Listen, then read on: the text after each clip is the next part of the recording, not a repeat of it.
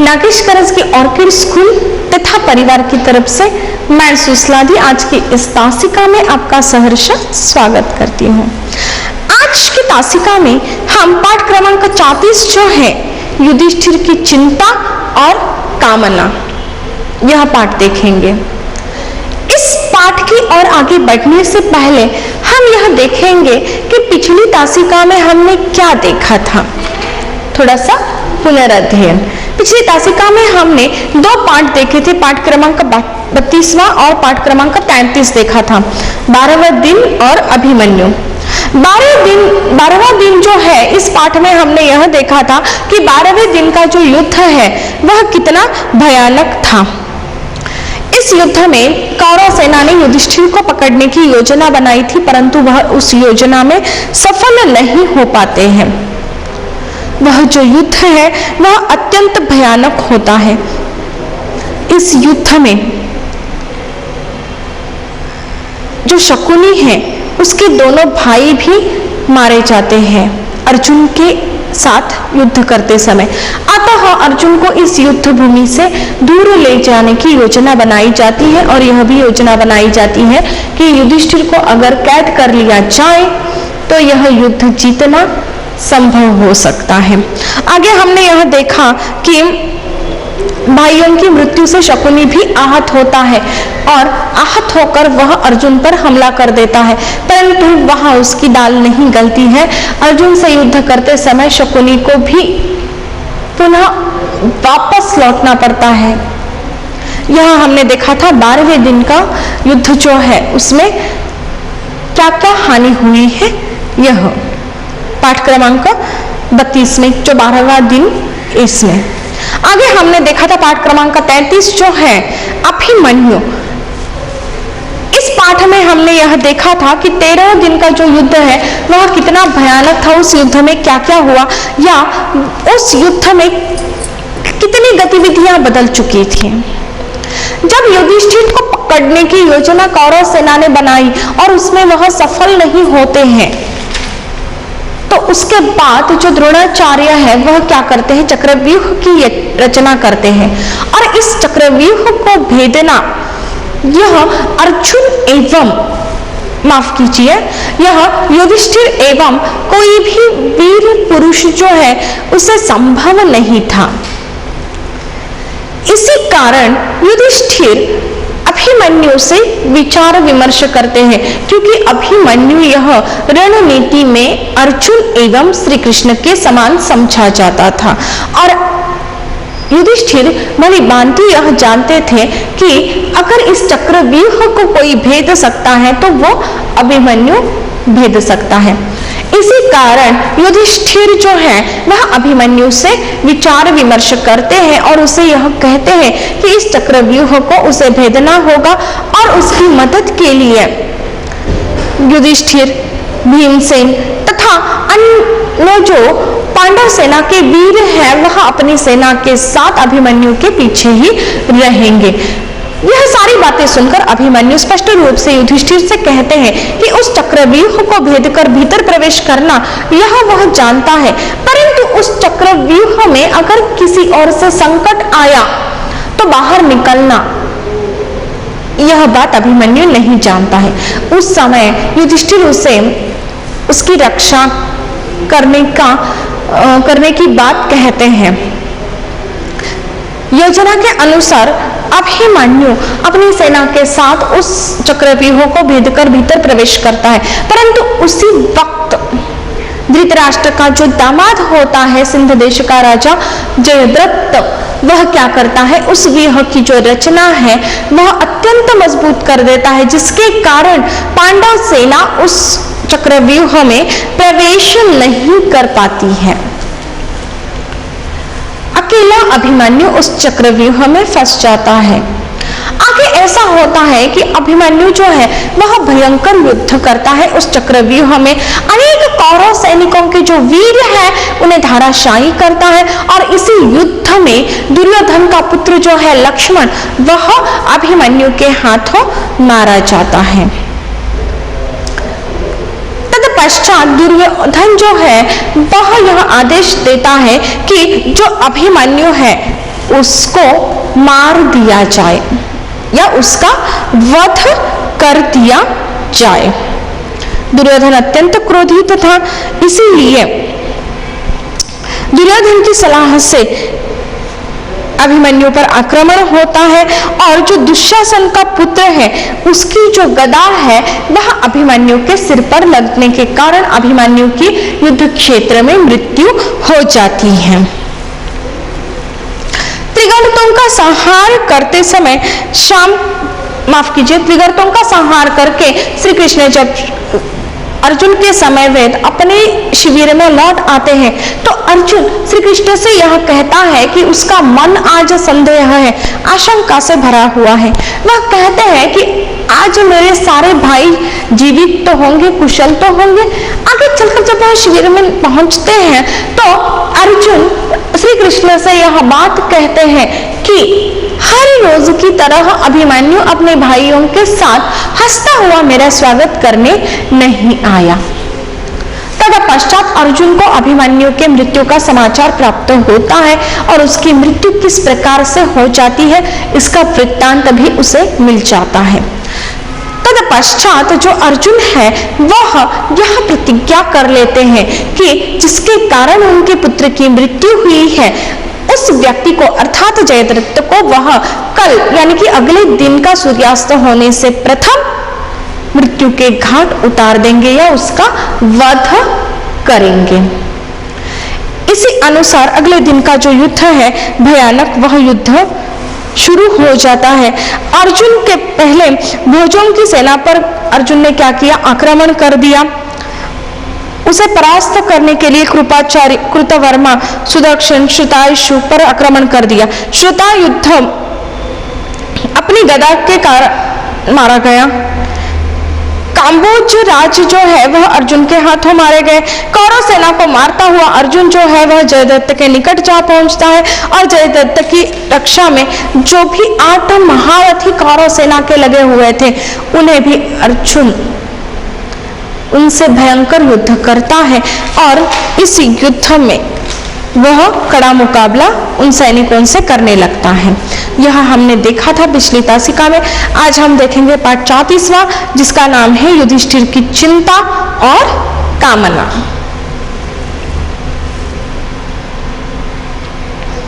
अर्जुन जयद्रथ की ओर बढ़ रहा था। अब देखिए अर्जुन ने तो यह प्रतिज्ञा कर ली थी कि वह जयद्रथ को मृत्यु को प्राप्त कराएगा, और इसी कारण अर्जुन जो है वह जयद्रथ की ओर आगे बढ़ रहा था।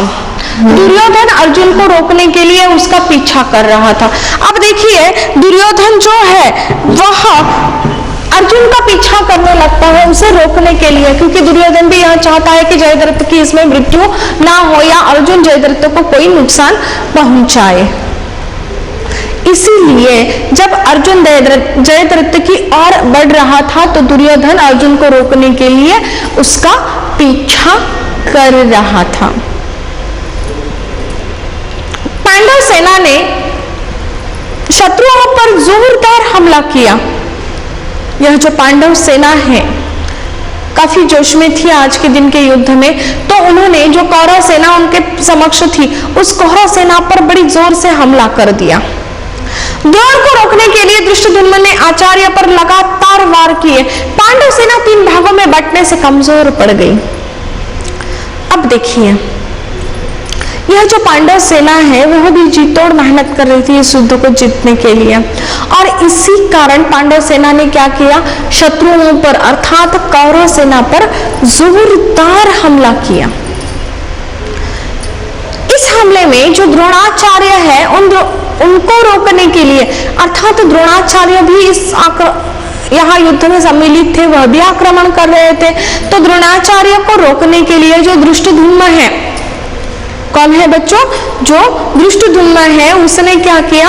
आचार्य पर लगातार वार किए, अर्थात द्रोणाचार्य को रोकना है तो उन पर वार करके ही उन्हें रोका जा सकता है। इसीलिए पांडव सेना ने शत्रुओं पर जोरदार हमला कर दिया और द्रोणाचार्य जो है उन्हें रोकने के लिए दृष्टद्युम्न ने आचार्य पर अर्थात द्रोणाचार्य पर लगातार वार कर दिए या लगातार वार करना शुरू कर दिया। अब यह जो पांडव सेना है वह 3 हिस्सों में बट चुकी थी, 3 भागों में बट चुकी थी और पांडव सेना 3 भागों में बटने से कमजोर पड़ गई थी। पांडव सेना 3 भागों में बटने से कमजोर पड़ गई थी। जैसे कि हम एकता का बल देखते हैं ना, हाँ आपने बचपन में कहानी सुनी होगी एकता का बल। जब एक गरीब, मैं आपको थोड़ा सा समय लेती हूँ और एक छोटी सी कहानी बताती हूँ बच्चों, ध्यान से सुनिए। जबकि एक किसान होता है, उसके 4 बेटे होते हैं और उनको एकता का महत्व बताने के लिए किसान क्या करता है, उन बच्चों को एक लकड़ी दे देता है, प्रत्येक बेटे को 1 लकड़ी, और किसान प्रत्येक बेटों को वह लकड़ी तोड़ने के लिए कहता है। एक ही लकड़ी होने के कारण वह आसानी से उस लकड़ी को तोड़ देते हैं।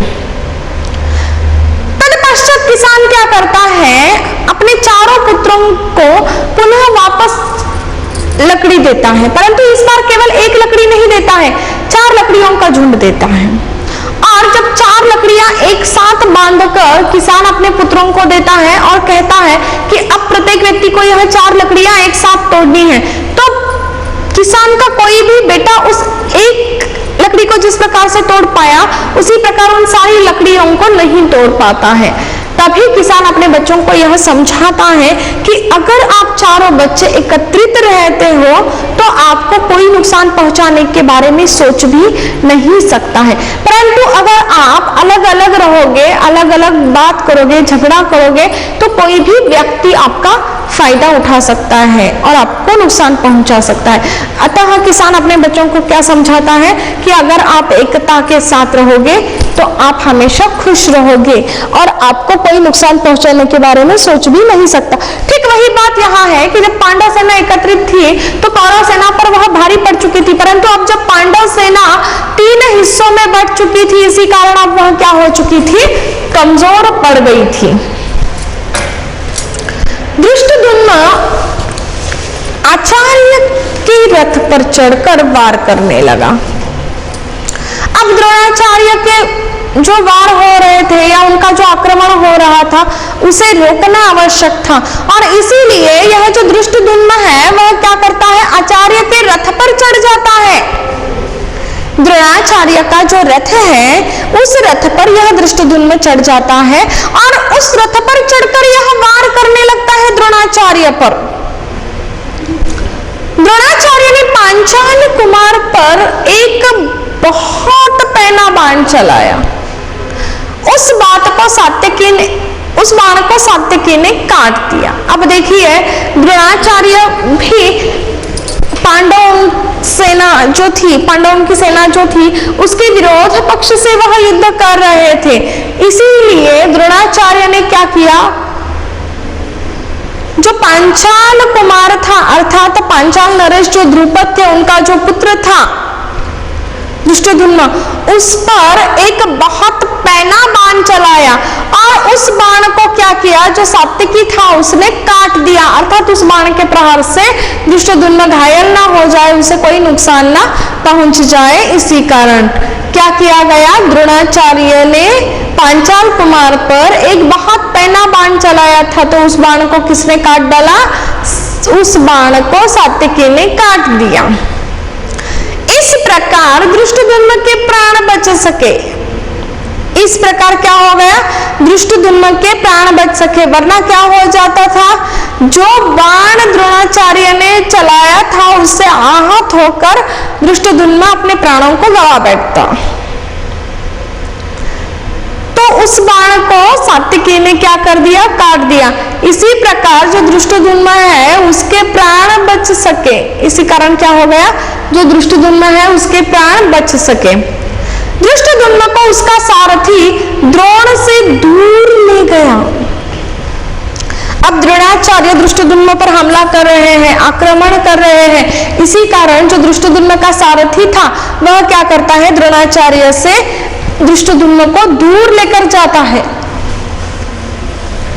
उसी समय जो सात्यकी था वह आचार्य से भिड़ गया, अर्थात जब धृष्टद्युम्न को सारथी द्रोणाचार्य से दूर ले गया तो सात्यकी जो था वह क्या करने लगता है, द्रोणाचार्य से युद्ध करने के लिए लग जाता है, द्रोणाचार्य के साथ युद्ध में व्यस्त हो जाता है। इसी बीच युधिष्ठिर को पता चला कि सात्यकी पर संकट आया हुआ है, तो वह अपने आसपास के वीरों से बोले, कुशल योद्धों, नरोत्तम और सच्चे वीर सात्यकी आचार्य द्रोण के बाणों से बहुत पीड़ित हो रहे हैं, चलो हम लोग उधर चलकर उस वीर महारथी की सहायता करें। अब देखिए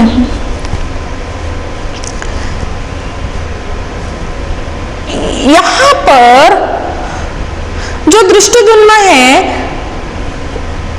उसकी जान सात्यकी ने बचाई कि द्रोणाचार्य का बाण उसने काट दिया, और उसके सारथी ने क्या किया कि धृष्टद्युम्न को द्रोणाचार्य से दूर ले गया। उसी समय जो सात्यकी था वह क्या करने लगा, आचार्य द्रोण जो है या द्रोणाचार्य जो है उनसे युद्ध करने लगा, उनसे युद्ध के लिए भिड़ गया। और जब ऐसा हो गया कि सात्यकी आचार्य द्रोण से युद्ध कर रहा है, इसी बीच युधिष्ठिर को पता चलता है कि जो सात्यकी है उस सात्यकी पर संकट आया हुआ है। युधिष्ठिर को क्या पता चलता है कि जो सात्यकी है उस सात्यकी पर संकट आया हुआ है, तो वह अपने आसपास के वीरों से बोलता है। अब यह जो युधिष्ठिर है वह युद्ध भूमि में है, उसके आसपास अनेक सैकड़ों लाखों करोड़ों युद्ध वीर होंगे, तो उन महान योद्धों से, उन महान वीरों से यह जो युधिष्ठिर है वह कहता है, क्या कहता है, कुशल योद्धाओं, उन वीरों को वह क्या कहते हैं, कुशल योद्धा, नरोत्तम और सच्चे वीर, नरोत्तम और सच्चे वीर, ऐसा वह क्या करता है, उन वीर पुरुषों को संबोधित करते हुए कहता है। आगे चलकर वह बताते हैं कि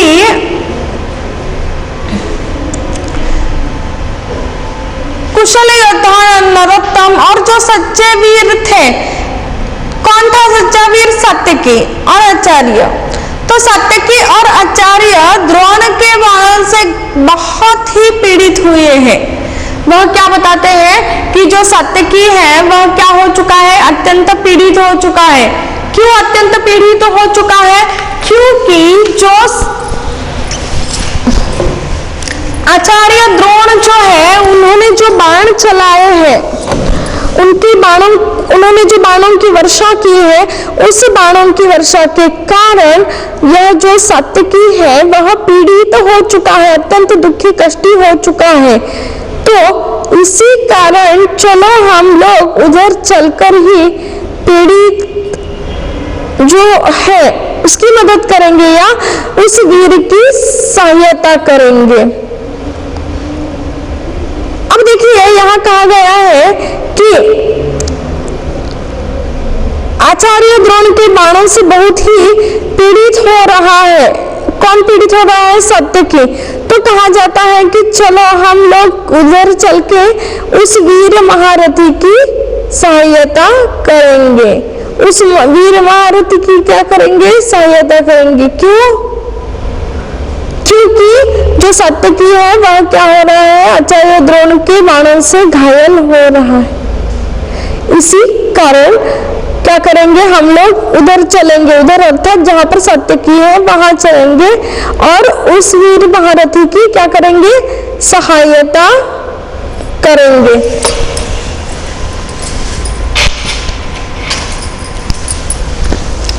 उसके बाद वह धृष्टद्युम्न से बोले, द्रुपद कुमार, आपको अभी जाकर द्रोणाचार्य पर आक्रमण करना चाहिए, नहीं तो डर है कि कहीं आचार्य के हाथों सात्यकी का वध न हो जाए। अब देखिए इतना सब कुछ होने के पश्चात वह क्या करते हैं, धृष्टद्युम्न से बात करते हैं। अब धृष्टद्युम्न से बात करते हैं तो क्या करते हैं, कोई बता सकता है बच्चों? ठीक है, मैं बताती हूँ। उसके बाद वह क्या करते हैं, धृष्टद्युम्न से बात करते हैं। क्या बात करते हैं? सबसे प्रथम वह उन्हें आदरपूर्वक कहते हैं कि द्रुपद राजा, देखिए क्या कहते हैं, द्रुपद कुमार कहते हैं। द्रुपद राजा है ना, पांचाल नरेश है, तो उसे क्या कहते हैं, द्रुपद कुमार। आपको अभी जाकर क्या करना चाहिए, द्रोण पर आक्रमण करना चाहिए। अभी जाकर आपको क्या करना चाहिए, द्रोण पर आक्रमण करना चाहिए, हमला बोलना चाहिए। नहीं तो डर है कि, नहीं तो इन लोगों को क्या डर है या किस बात का डर है, आचार्य के हाथों सात्यकी का वध न हो जाए। जो सात्यकी है उसका वध किसके हाथों न हो, आचार्य के हाथों न हो। इसीलिए क्या करना है कि धृष्टद्युम्न से वह बोलते हैं कि आपको अभी जाकर क्या करना है, द्रोणाचार्य पर हमला करना है चाहिए। युधिष्ठिर ने द्रोण पर हमला करने के लिए धृष्टद्युम्न के साथ एक बड़ी सेना दी है। अब देखिए यह जो युधिष्ठिर है यह भी स्वयं चाहता है और वह भी स्वयं चाहता है, इसीलिए कहता है, युधिष्ठिर भी क्या चाहते हैं, स्वयं चाहते हैं।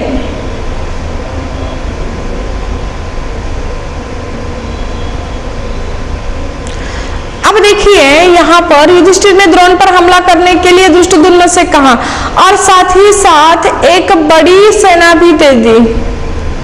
केवल धृष्टद्युम्न को हमला करने के लिए बोला गया क्या, नहीं, उसको क्या की गई, साथ में एक बहुत बड़ी सेना दी गई और समय पर कुरु के साथ पहुंच जाने पर भी बड़े परिश्रम के बाद ही उसे सात्यकी को द्रोण के फंदे से छुड़ाया गया। अब देखिए तुरंत द्रोण को छुड़ाया गया क्या, नहीं, द्रोण को छुड़ाने के लिए अनेक सारी बातें घटित होनी पड़ी। जैसे कि देखो युधिष्ठिर ने द्रोण पर हमला करने के लिए धृष्टद्युम्न के साथ एक बड़ी सेना भेज दी। अर्थात द्रोण भी क्या करना चाहते थे, इस पर हमला करना चाहते थे, पर तो वह कर नहीं पाए, रुक गए थे। धृष्टद्युम्न के साथ एक बड़ी सेना वह दे देते हैं और समय पर क्या करते हैं, कुमुक के पास पहुंच जाने पर भी बड़ी परिश्रम के बाद ही सात्यकी को द्रोण के फंदे से वह क्या करते हैं, छुड़ा लेते हैं। अर्थात अब अनेक कठिन अथक प्रयास करना पड़ता है, किस बात के लिए कि सात्यकी को वह क्या कर सके, द्रोण के फंदे से छुड़ा सके।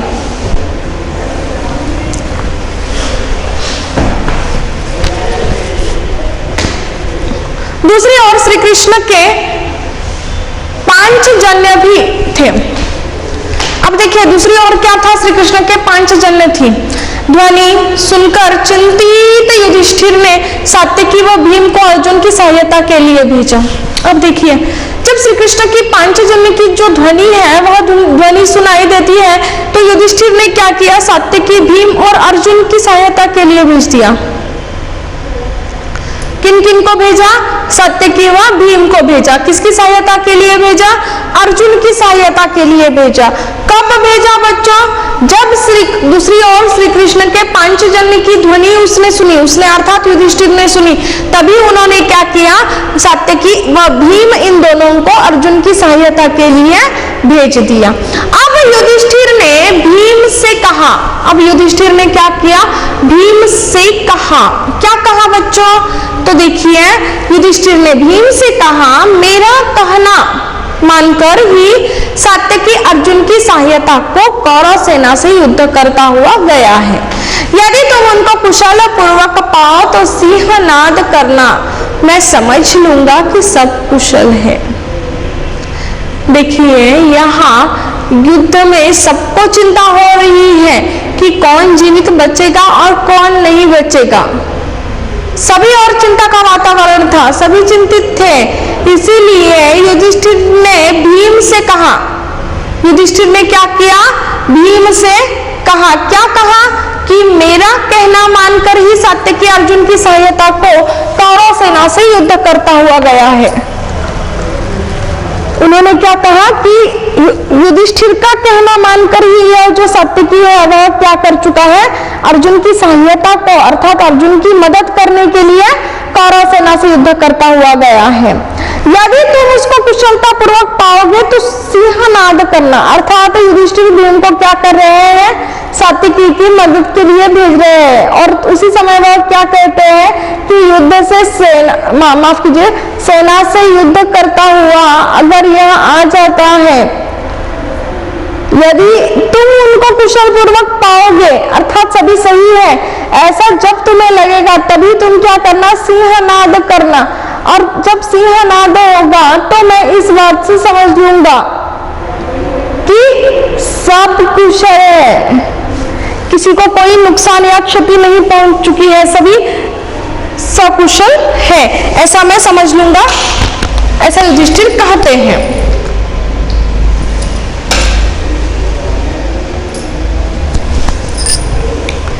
भीमसेन ने युधिष्ठिर की रक्षा का भार धृष्टद्युम्न को सौंप दिया। धृष्टद्युम्न ने भीम को आश्वासन देते हुए कहा, तुम किसी भी प्रकार की चिंता न करो और निश्चिंत होकर जाओ। विश्वास रखो कि द्रोण मेरा वध विश्वास रखो कि द्रोण मेरा वध किए बिना ही युधिष्ठिर को नहीं पकड़ सकते। अब देखिए, हर एक कोई इस युद्ध में अपनी ओर से जितना हो सके उतना अथक प्रयास कर रहा है इस युद्ध को जीतने के लिए या जिताने के लिए। इसी बीच जो भीमसेन है वह भीमसेन ने युधिष्ठिर की रक्षा का भार धृष्टद्युम्न को सौंप दिया था। युधिष्ठिर जो है उसकी रक्षा का भार जो है वह भार युधिष्ठिर की रक्षा का भार भीमसेन ने किस पर सौंप दिया था, धृष्टद्युम्न पर सौंप दिया था। इसी कारण धृष्टद्युम्न ने भीम को आश्वासन देते हुए कहा, भीम को धृष्टद्युम्न ने आश्वासन दिया और आश्वासन देते हुए कहा कि तुम किसी प्रकार की चिंता न करो। उसने क्या कहा कि तुम किसी प्रकार की चिंता न करो और निश्चिंत होकर जाओ। आगे चलकर वह क्या कहता है कि तुम किसी बात की चिंता ना करो और क्या हो जाओ, निश्चिंत हो जाओ और निश्चिंत होकर तुम यहाँ से चले जाओ। विश्वास रखो कि द्रोण मेरा वध किए बिना युधिष्ठिर को नहीं पकड़ सकेंगे। आगे चलकर वह यह भी कहता है कि अगर मेरा वध हो गया तो भी चलेगा, परंतु जब तक मैं जीवित हूं तब तक द्रोणाचार्य युधिष्ठिर को नहीं पकड़ सकेंगे। इतना कहने के पश्चात देखिए उन्होंने क्या क्या कहा कि धृष्टद्युम्न ने भीम को आश्वासन दिया और आश्वासन देते समय क्या कहा कि तुम किसी प्रकार की चिंता न करो और चिंतित होकर जाओ। विश्वास रखो कि द्रोण क्या है, मेरा वध करने आ रहा है, बिना युद्ध को ही, अर्थात वह कहना चाहता है कि उसका द्रोण जो है वह धृष्टद्युम्न का वध किए बिना क्या नहीं कर सकता, युधिष्ठिर को नहीं पकड़ सकेगा।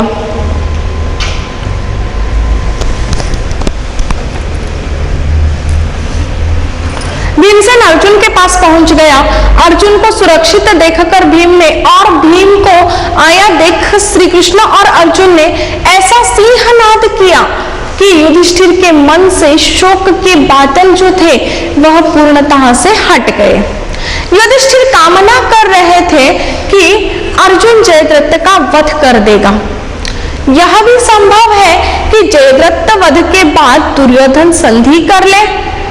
दुर्योधन भी यहीं आ गया था, किंतु बुरी तरह हारकर उसे मैदान छोड़कर भागना पड़ा।